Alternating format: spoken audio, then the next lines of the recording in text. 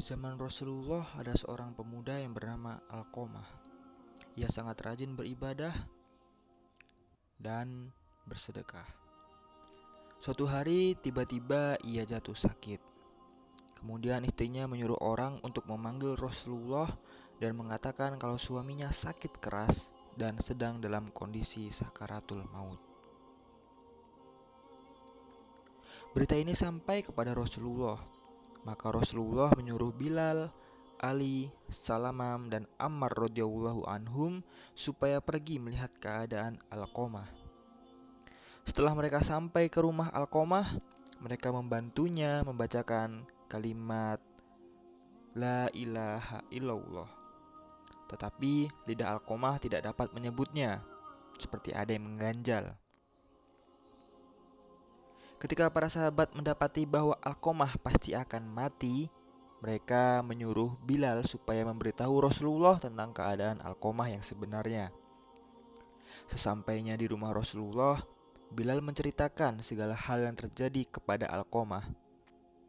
Lalu Rasulullah bertanya kepada Bilal, "Wahai Bilal, apakah ayah Alqamah masih hidup?"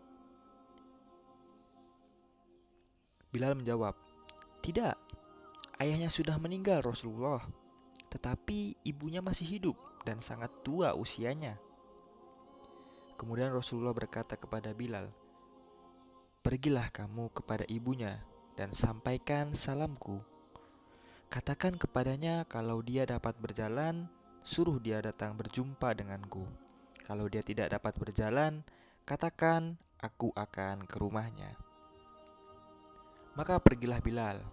Sesampainya Bilal di rumah ibu Alqamah, lalu ia berkata seperti yang Rasulullah katakan kepadanya. Ibu Alqamah pun menjawab, "Aku lebih patut berjumpa dengan Rasulullah." Lalu ibu Alqamah mengangkat tongkatnya dan terus berjalan menuju ke rumah Rasulullah.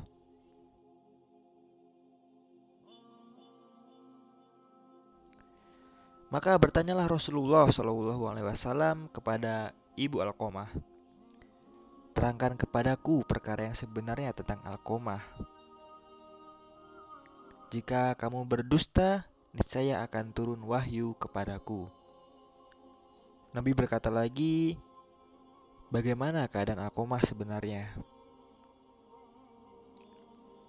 Ibunya menjawab, "Ia sangat rajin beribadah. Ia sembahyang, berpuasa, dan sangat suka bersedekah. Ia bersedekah hingga tidak diketahui jumlahnya. Lalu bagaimana hubungan kamu dengan dia, wahai ibu?" "Aku murka kepadanya." "Mengapa?" "Karena ia seharusnya mengutamakan aku daripada istrinya. Tetapi ia lebih menuruti kata-kata istrinya sehingga ia menentangku." Maka berkatalah Rasulullah, "Murka kamu itulah yang telah mengunci lidahnya dari mengucap La ilaha illallah." Kemudian Rasulullah menyuruh Bilal mencari kayu dan api untuk membakar Alqamah. Saat ibu Alqamah mendengar perintah Rasulullah, lalu ia bertanya, "Wahai Rasulullah, kamu hendak membakar putraku di depan mataku? Bagaimana mungkin hatiku dapat menerimanya?" Kemudian Rasulullah SAW berkata, "Wahai ibu Alqamah, siksa Allah itu lebih berat dan kekal. Oleh itu, jika kamu mau Allah mengampunkan dosa anakmu itu, maka hendaklah kamu mengampuninya. Demi Allah yang jiwaku di tangannya, tidak akan berguna ibadahnya dan sedekahnya selama di dunia ini selagi kamu murka kepadanya." Mendengar itu, maka ibu Alqamah berkata sambil mengangkat kedua tangannya, "Ya Rasulullah, aku persaksikan kepada Allah di langit dan Kau ya Rasulullah, dan juga kepada mereka-mereka yang hadir di sini, bahwa aku ridho Aku ridho kepada anakku Alqamah. Maka Rasulullah mengarahkan Bilal pergi melihat Alqamah sambil berkata, "Pergilah kamu Bilal, lihatlah apakah Alqamah dapat mengucapkan kalimat syahadat atau tidak. Aku khawatir jikalau ibu Alqamah mengucapkan itu semata-mata karena aku dan bukan dari hatinya." Maka saat Bilal sampai di rumah Alqamah, tiba-tiba terdengar suara Alqamah menyebut, "La ilaha illallah." Lalu Bilal masuk sambil berkata, "Wahai semua orang yang berada di sini, ketahuilah sesungguhnya murka ibunya yang telah menghalangi Alqamah untuk dapat mengucapkan kalimat syahadat. Karena ridho ibunya lah juga, maka Alqamah dapat menyebut kalimat syahadat."